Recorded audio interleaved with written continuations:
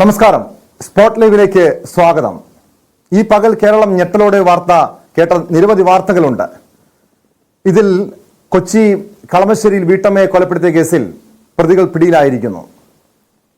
ഇതോടൊപ്പം കണ്ണൂർ വളപട്ടണത്തെയും മലപ്പുറം പെരിന്തൽമണ്ണയിലെയും കവർച്ചാ കേസുകളും കൊച്ചിയിലെയും തിരുവനന്തപുരത്തെയും ഗുണ്ടാ വിളയാട്ടവും ഉൾപ്പെടെ വിശദമായി പരിശോധിക്കുകയാണ് സ്പോട്ട് ലൈവ്. ആദ്യം പോകുന്നത് കൊച്ചി കളമശ്ശേരി വീട്ടമ്മയെ കൊലപ്പെടുത്തിയ കേസിലേക്കാണ്.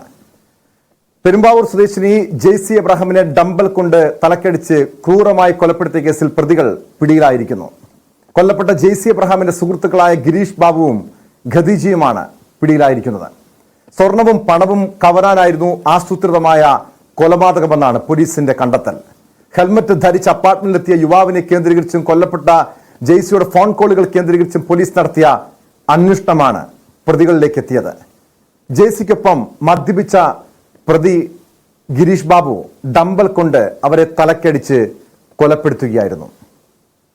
വിശദാംശങ്ങളുമായി കൊച്ചിയിൽ നിന്ന് ഡാനി പോൾ ചേരുന്നു. ഡാനി, ഒരാഴ്ച മുൻപാണ് ഈ ജെയ്സി എബ്രഹാം എന്ന വീട്ടമ്മയെ ക്രൂരമായി കൊലപ്പെടുത്തിയത്. ഒരാഴ്ചയോളം പോലീസ് പ്രതിക്ക് വേണ്ടി ഇരുട്ടിൽ തപ്പുകയായിരുന്നു. ആകെ ലഭിച്ച സൂചന, ആ കൊല്ലപ്പെട്ട അന്ന് ജെയ്സി എബ്രഹാമിന്റെ വീട്ടിലേക്ക് ഹെൽമറ്റ് ധരിച്ച ഒരു യുവാവ് എത്തിയതുമായി ബന്ധപ്പെട്ട വിവരങ്ങൾ മാത്രമായിരുന്നു പോലീസിന് ലഭിച്ചത്. എങ്ങനെയാണ് ഈ പ്രതിയിലേക്ക് പോലീസിന് എത്താൻ കഴിഞ്ഞത്? എന്തിനായിരുന്നു കൊലപാതകം? എങ്ങനെയായിരുന്നു കൊലപാതകം? ഇക്കാര്യങ്ങൾ പോലീസിന് വ്യക്തമായിട്ടുണ്ടോ?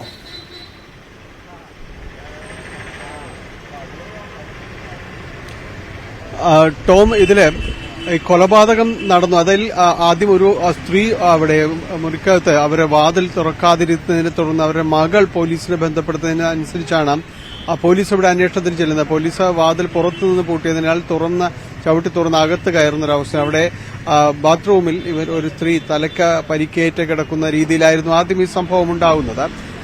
ആ രീതിയിലായിരുന്നു പുറത്തേക്ക് വിവരം അറിഞ്ഞത്. പക്ഷേ പോലീസിന് ചില സംശയങ്ങൾ ഇക്കാര്യത്തിൽ ഉണ്ടായിരുന്നു. പോസ്റ്റ്മോർട്ടം റിപ്പോർട്ട് കിട്ടുമ്പോൾ അത് സംശയം ബലപ്പെടുന്നു. കാരണം ഇതൊരു തെന്നി വീണ് തലയടിച്ചുണ്ടാകുന്ന ഒരു പരിക്കല്ല അവരുടേത്.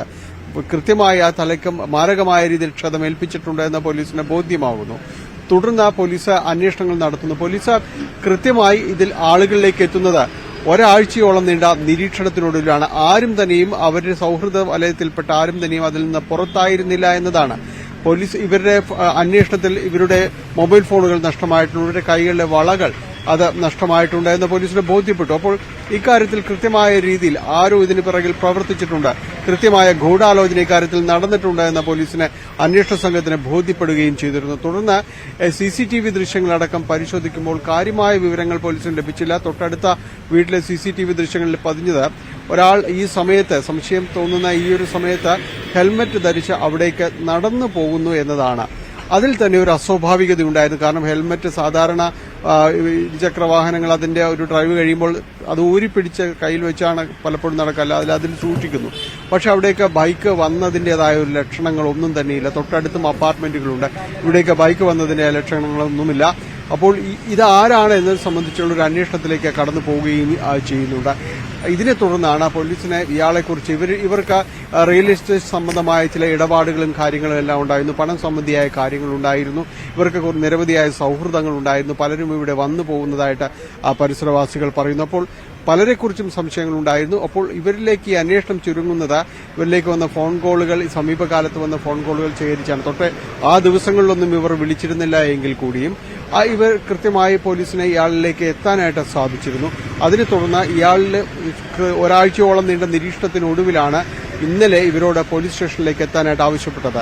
ഇയാളോടും ഇയാളുടെ പെൺസുഹൃത്ത് ഖദീജയോടും ഇവിടേക്ക് വരാനായിട്ട് ആവശ്യപ്പെടുകയും പോലീസ് ചോദ്യം ചെയ്യുകയും പിന്നീട് ഇവർ കുറ്റം സമ്മതിക്കുകയും ഇന്ന് അറസ്റ്റ് രേഖപ്പെടുത്തുകയും എല്ലാം തന്നെ ചെയ്തത്. ഇതിൽ ഇയാൾ പോലീസിനോട് സമ്മതിച്ചിട്ടുണ്ട്, ഇവിടേക്ക് എത്തുകയും അതോടൊപ്പം തന്നെ ഇവർക്കൊപ്പം ഇരുന്ന് മദ്യപിക്കുകയും എല്ലാം തന്നെ ചെയ്തു. പിന്നീട് കയ്യിൽ കരുതിയിരുന്ന ഡംബൽ, ജിംനേഷ്യത്തിൽ മറ്റ് വ്യായാമത്തിന് ഉപയോഗിക്കുന്ന 5 കിലോ ഭാരമുള്ള ഡംബൽ ഉപയോഗിച്ചുകൊണ്ട് ഇവരെ തലക്കടിക്കുകയായിരുന്നുവെന്ന് അയാൾ പോലീസിനോട് പറഞ്ഞു. ഈ ഗൂഢാലോചനയിൽ കൃത്യമായ രീതിയിലുള്ളൊരു പങ്കാളിത്തം ഇയാളുടെ സുഹൃത്ത് ഖദീജയ്ക്കുണ്ട്. ഖദീജ നേരത്തെ ഇവരുടെ ഒരു സുഹൃത്തായിരുന്നു, ജെയ്സിയുടെയും ഒരു സുഹൃത്താണ്. ജെയ്സിയാണ് ഇവരെ പരിചയപ്പെടുത്തി കൊടുക്കുന്നത്. ജെയ്സിയുടെ ഫ്ളാറ്റിൽ വെച്ചാണ് ഇവർ പരിചയപ്പെടുന്നത്. അതാണ് ഡാനി അറിയേണ്ടത്, എങ്ങനെ ഒരു സൗഹൃദമായിരുന്നു ഇവർ തമ്മിലുള്ള സൗഹൃദം? എങ്ങനെയായിരുന്നു? പ്രത്യേകിച്ചും ഈ കൊല്ലപ്പെട്ട ജെയ്സി എബ്രഹാമിന് റിയൽ എസ്റ്റേറ്റ് ഇടപാടുകൾ ഉണ്ടായിരുന്നു പറയുന്നു. അങ്ങനെ റിയൽ എസ്റ്റേറ്റുമായി ബന്ധപ്പെട്ട ബിസിനസ് ഇടപാടുകളായിരുന്നോ ഈ പ്രതി ഗിരീഷ് ബാബുമായിട്ട് ഉണ്ടായിരുന്നത്? അതല്ല ഒരു ഒന്നിച്ചിരുന്ന് മദ്യപിക്കാന്നൊക്കെ പറയുമ്പോൾ വലിയ രീതിയിലുള്ള ഒരു വ്യക്തിബന്ധം, ഒരു അടുപ്പം, സൗഹൃദം കാണുമായിരിക്കുമല്ലോ. അത് എങ്ങനെയായിരുന്നു ഇവർ തമ്മിൽ ഈ സൗഹൃദം ഉണ്ടായത്? ഈ സൗഹൃദത്തിൽ വിള്ളൽ ഉണ്ടായതാണോ അതോ ഈ സാമ്പത്തികം, പണം, സ്വർണം ലക്ഷ്യമിട്ടുള്ള കൊലപാതകം, ഇതാണോ പോലീസിന്റെ കണ്ടെത്തൽ?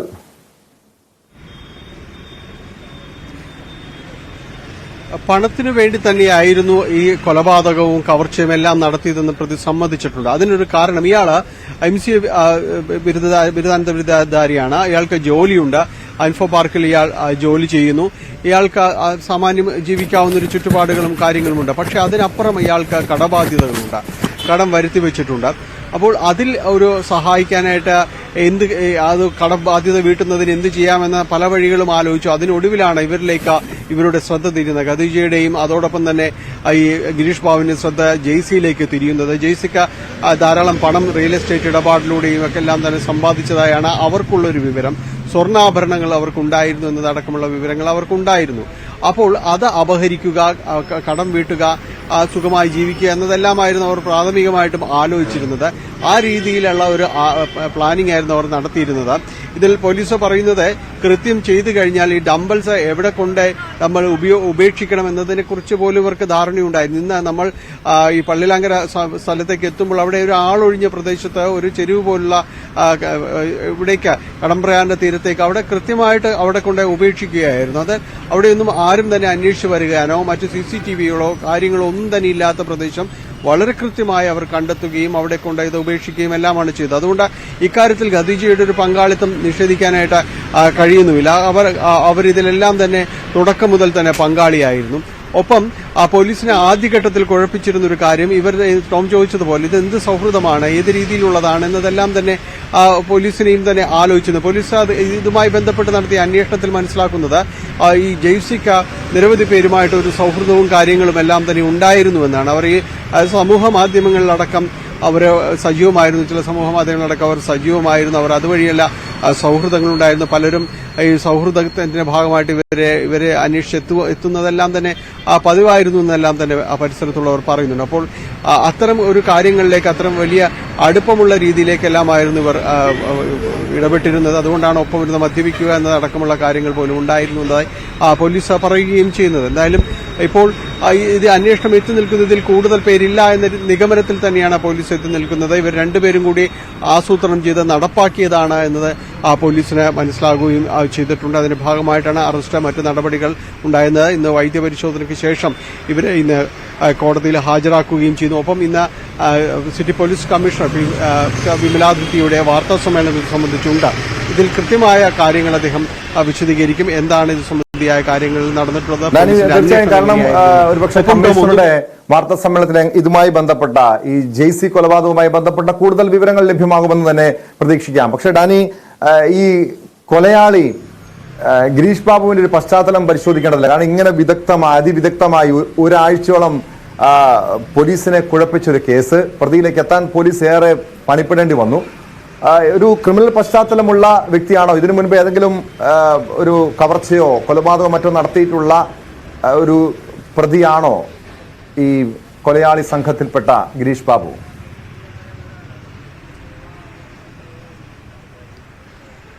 നിലവിലെ വിവരങ്ങൾ അങ്ങനെയല്ല എന്നാണ് പോലീസ്. ഇയാൾ മറ്റു ക്രൈമുകളിൽ ഉൾപ്പെട്ടതായിട്ട് കാര്യങ്ങളൊന്നും പോലീസിന് വിവരങ്ങൾ കിട്ടിയിട്ടില്ല.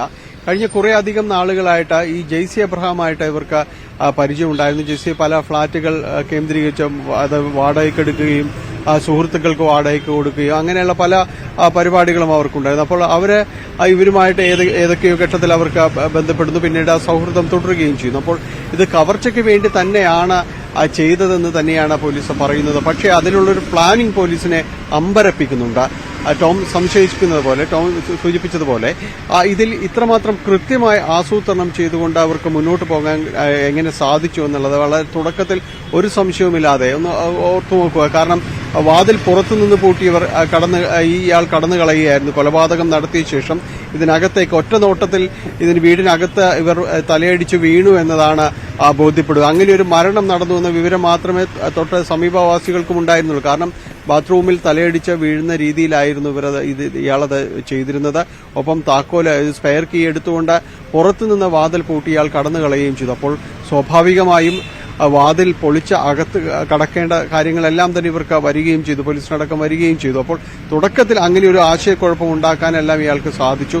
ഇവിടുന്ന് കടന്നു കളഞ്ഞ രീതി, അത് ഇയാൾ ഇവിടേക്ക് എത്തുന്നത് 2 സ്ഥലങ്ങളിൽ, ഒരു സ്ഥലത്ത് കാക്കനാട് കൊണ്ടുപോയി ഇയാൾ ബൈക്ക് വെച്ചതിനു ശേഷം അവിടുന്ന് ഓട്ടോറിക്ഷയിൽ മറ്റൊരിടത്ത് വന്നു, അവിടെ നിന്ന് വേറൊരു ഓട്ടോറിക്ഷയിൽ ഈ കുനന്തൈ ഭാഗത്ത് ഇറങ്ങി, പിന്നീട് അവിടെ നിന്ന് നടന്നു വരുന്നു എന്നതാണ്. അപ്പോൾ കൃത്യമായി ഇയാളെ ട്രാക്ക് ചെയ്യാൻ അല്ലെങ്കിൽ അവിടേക്ക് വരുവാൻ എളുപ്പത്തിൽ കണ്ടുപിടിക്കാൻ ബുദ്ധിമുട്ടുള്ള രീതിയിൽ തന്നെയാണ് അത് ചെയ്തത്. ഒപ്പം ഹെൽമറ്റ് ധരിച്ചുകൊണ്ട് അവിടെയുള്ള ആ CCTV ഒരു ഭാഗത്താണുള്ളത്, അവിടുന്ന് മറയത്തക്ക രീതിയിൽ കൃത്യമായി ഹെൽമറ്റ് ധരിച്ച് ആ ഭാഗം കവർ ചെയ്ത് അയാൾ മുന്നോട്ട് പോകുകയുമെല്ലാം ചെയ്തു. തിരിച്ചു പോകുമ്പോഴും ഈ ഡമ്പൽ അവിടെ അതിനകത്ത് വീടിനകത്ത് വെച്ച് തന്നെ ചോരപുരണ്ട ഷർട്ട് അയാൾ മാറ്റി ഡമ്പൽ ഒളിപ്പിച്ചു. ഇതെല്ലാം തന്നെ കൃത്യമായ വൈദഗ്ധ്യത്തോടുകൂടി ചെയ്തു.